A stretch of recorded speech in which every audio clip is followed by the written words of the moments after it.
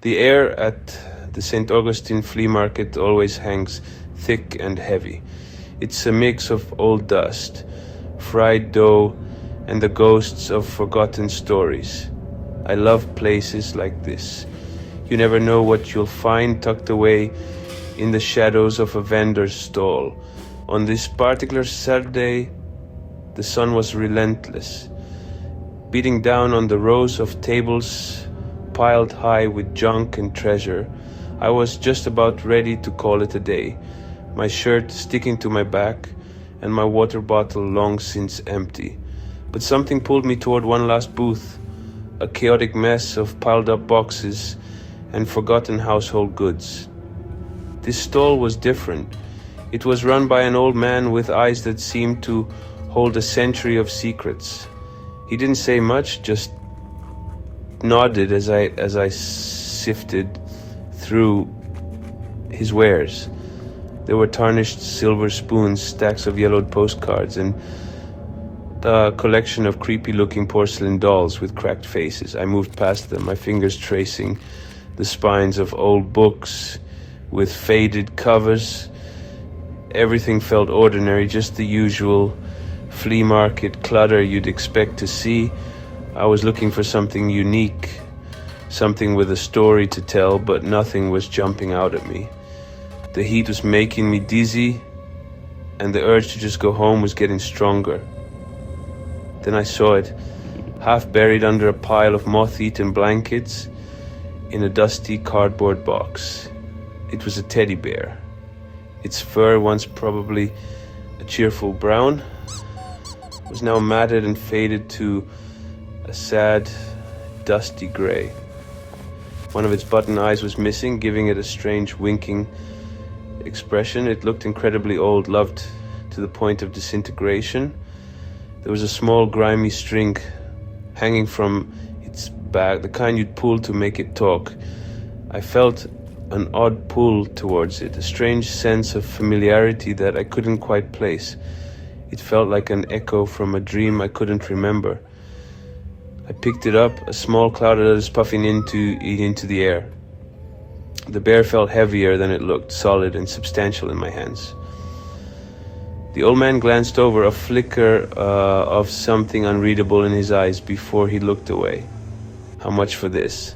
I asked, my voice a little hoarse from the heat. He just shrugged, naming a price so low it was almost like he wanted to be rid of it. I paid him the few dollars he asked for, my curiosity now fully piqued. Holding the bear, I couldn't shake the feeling that this wasn't just some random toy. It felt like I had found something that was waiting specifically for me. The drive home was quiet. I placed the bear on the passenger seat. I kept glancing over at it. Why had I bought it? It was an impulse, a weird gut feeling. Once home, I tossed my keys and set the bear on the kitchen table. I stood there, looking at it. Another voice was telling me there was more to it. I thought about the string on its back. With a sigh, I picked it up again and gave the string a firm tug. The mechanism whirred to life. A voice crackled out of it, a distorted, raspy recording of a child's whisper. The voice was faint, but clear enough to send a shiver down my spine. It said a single name, Anna, my mother's name. My heart started pounding. Hearing it from this strange toy felt horribly wrong. My blood ran cold. I dropped the bear onto the table as if it had burned me. It landed with a soft thud, its single eye staring up at the ceiling. Anna, the word echoed in the sudden silence of my kitchen. My mind was racing, trying to find a logical explanation. It's a common name. The toy must have been mass-produced. Maybe it was programmed with a list of popular names from whatever decade it was made in. But the voice, it sounded so strange, so personal.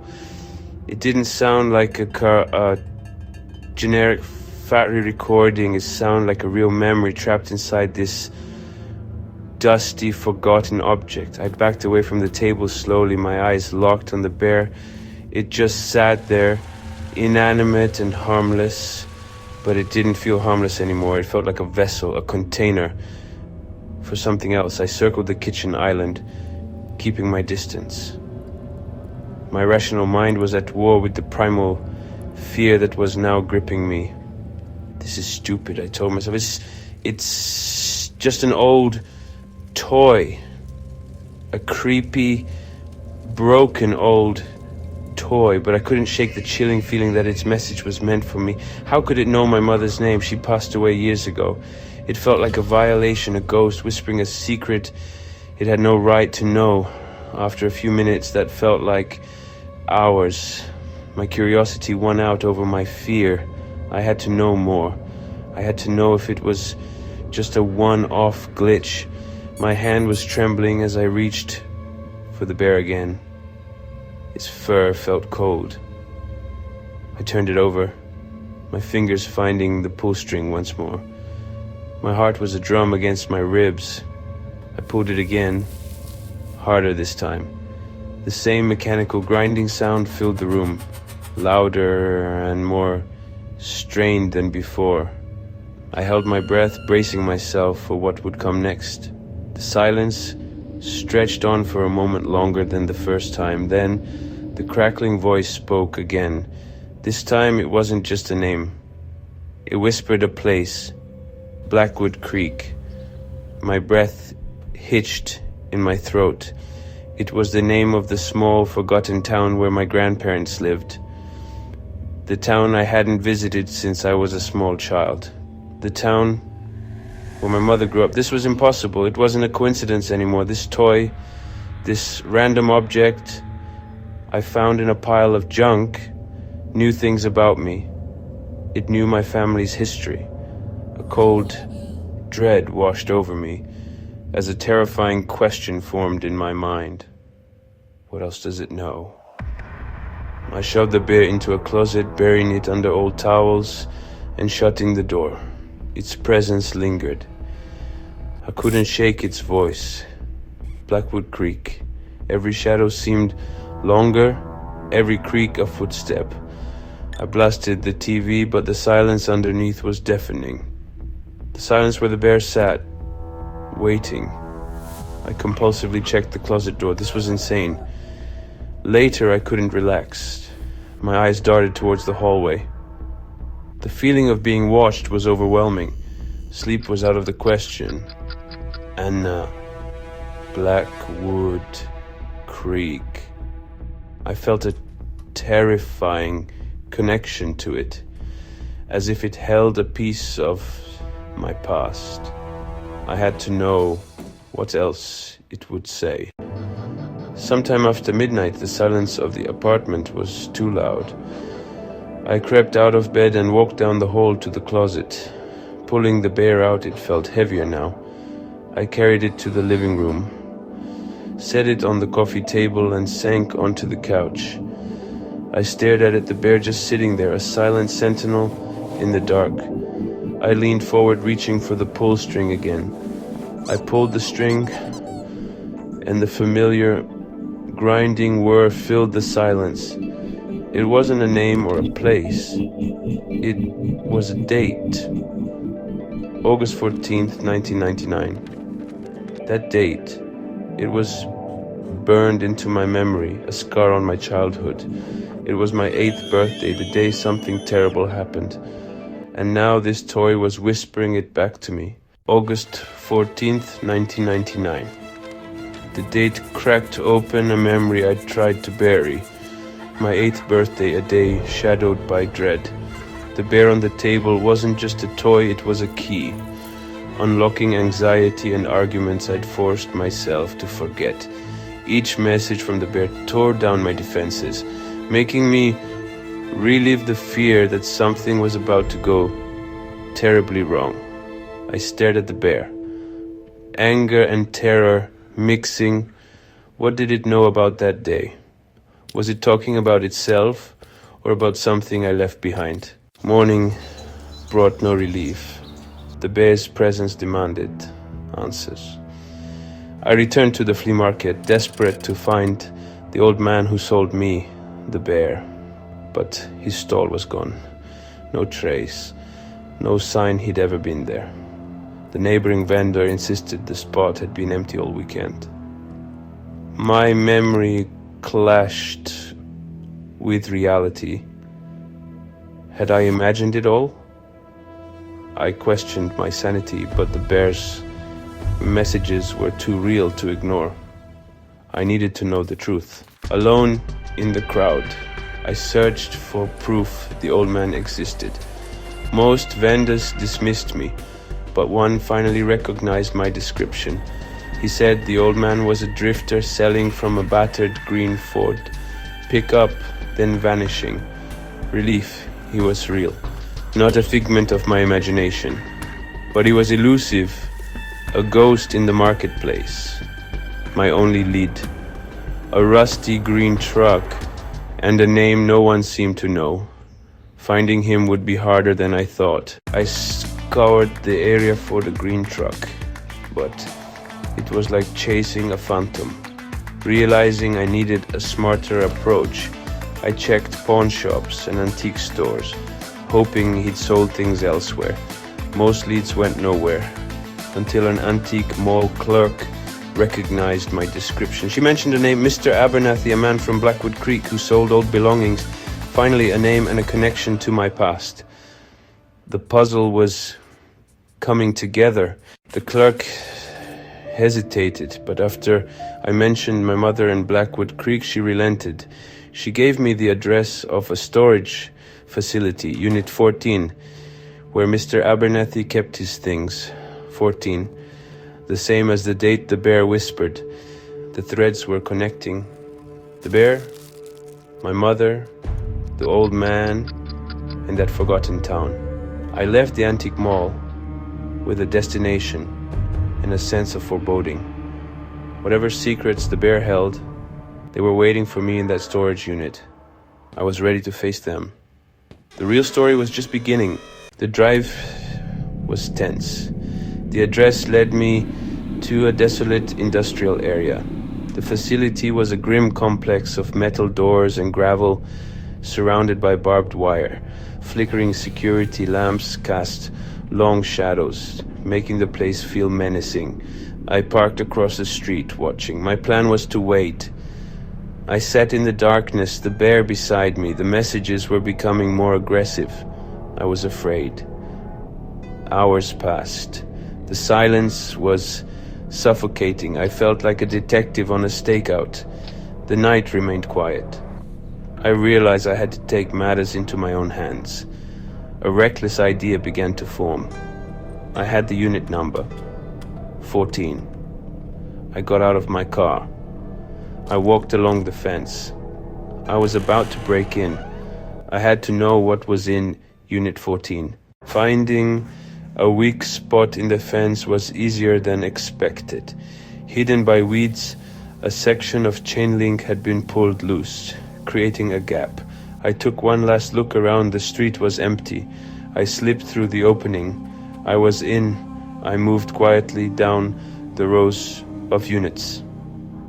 I counted them as I passed. Finally, I found it, Unit 14. A large metal door with a heavy-duty padlock. I placed my hand on the cold metal. I was about to turn back when I noticed something. A small camera mounted on the neighboring unit, aimed directly at me. A motion-activated trail cam. This was personal. Was Abernathy watching? Maybe the strange events had started here. I was intruding on something active, something being watched. Seeing the camera felt like a warning. I retreated, my mind racing. The break-in yielded a crucial piece of information. Someone was trying to document the paranormal activity. This wasn't just about a haunted toy anymore, but a haunted place. Back in my apartment, I placed the bear on the floor and recorded. I needed my own evidence. My hands trembled as I focused on the toy. I pulled the string. The voice was distorted by static. almost impossible to make out. I pulled the string again and again. The voice box crackled one last time. Through the static, 2 words came through. It's here. It's here. The paranormal activity had followed me home. I dropped the bear and scrambled back, searching the shadows. I was not alone. I grabbed my phone.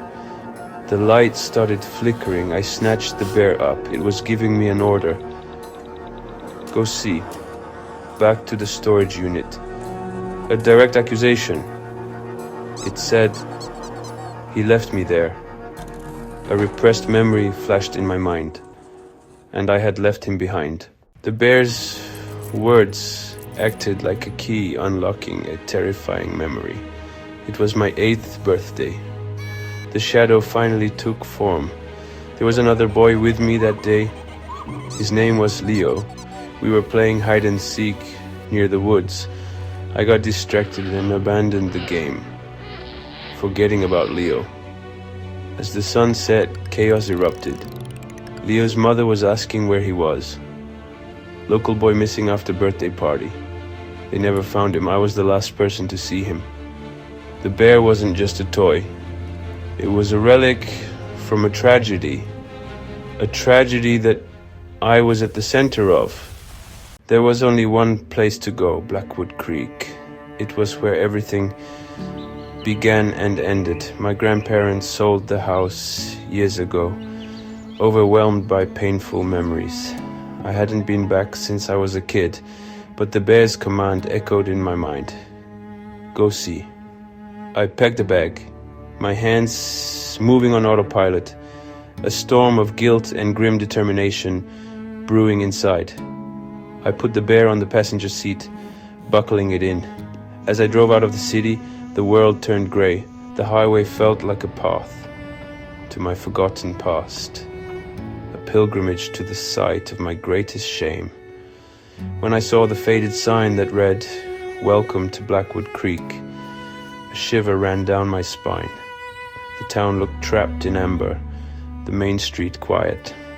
This was the town that had searched for Leo and never found him. I didn't know what I was looking for, but I had to face the place where I'd left him. I followed the winding roads, my hands gripping the wheel. Each turn brought unsettling familiarity. And then I saw it at the end of a long, overgrown driveway. The house. The house looked different, smaller, sadder. The once manicured lawn was a mess. The place was abandoned, left to decay, a monument to the tragedy that had occurred here. I parked and got out, the air heavy. I walked toward the house. I peered through a grimy window. My obsession drove me to the back of the house. There it was, the tree line. It looked exactly as I remembered it from my nightmares. A place of shadows and secrets. This is where he went. He ran into those trees to hide, and he never came out. Guilt washed over me. I had to go in, retrace the steps. I felt a conviction that if I went into those woods, I would find something.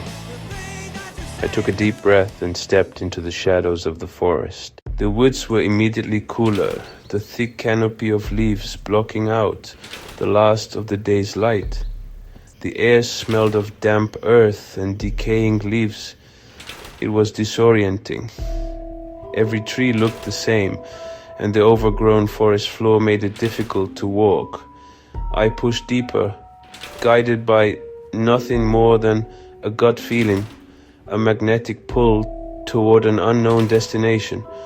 My fear was escalating with every step. The woods were alive with sounds. The snap of a twig, the rustle of leaves, the call of a distant bird. Every sound made me jump, my mind twisting it into a footstep or a whisper. My obsession had led me here, but now it felt like I was being led by something else. A memory, an echo, I stumbled through the undergrowth for what felt like an eternity, though it was probably only 10 or 15 minutes. I was about to turn back, convinced this was a foolish and dangerous errand, when I saw it, a strange break in the landscape. A circular clearing covered in a thick carpet of moss and vines. In the center of the clearing was a low, crumbling wall of fieldstones, about 3 feet high, forming a perfect circle. It was an old, abandoned well. My blood ran cold. The memory hit me like a physical blow, so vivid and clear it knocked the wind out of me. I remembered this place. Leo and I had discovered it that day. We had dared each other to peek over the edge. I remembered the dark, gaping hole, the smell of damp stone, the way our voices echoed when we shouted into it. It was the perfect hiding spot, the best hiding spot, a place no one would ever think to look. A cold, sick certainty began to form in the pit of my stomach. My obsession had reached its terrible, inevitable conclusion. I approached the well with leaden feet, my entire body trembling. The stone wall was slick with moss. My fear was so immense it was almost paralyzing, but I had to know. I had to see. I leaned over the edge and peered down into the darkness. At first, I saw nothing but blackness. But as my eyes adjusted, I could just make out a shape at the bottom. It was small. It was indistinct. But there was something down there. And lying on the mossy stone edge of the well, half covered in dirt and leaves, was a small tattered object. A single brown matted teddy bear identical to the one in my car. I hadn't found it at a flea market.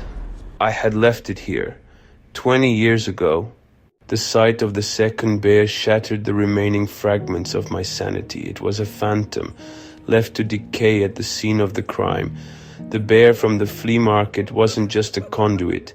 It was a manifestation to drag me back to this spot. My gaze was fixed on the darkness below, the abyss that held the answer. Leo had hidden in the well. The memory flooded my mind, a promise I never kept. A wave of grief brought me to my knees. I was responsible. I had abandoned him. The accusatory words were the judgment of the universe itself. It was a desperate cry for help. My obsession had led me here, but it was his obsession that had summoned me. I understood now. It was about finally acknowledging the truth. I had to make this right. I pulled out my phone, my hands shaking. The signal was weak, but enough to dial 911. I explained what I'd found, omitting the ghosts and talking bear. Human remains in an old well on my family property. I gave the address and waited. I felt his presence, the anger gone, replaced by sorrow. I thought of the bear. This time I knew what it would say. Thank you. Sirens wailed, lights flickered. The real world was arriving. A strange peace settled over me. Some ghosts just want to be remembered. He needed me to finish the game. The bear is silent now, its job done. I was given a second chance to find a lost friend. He is my ghost and I am his.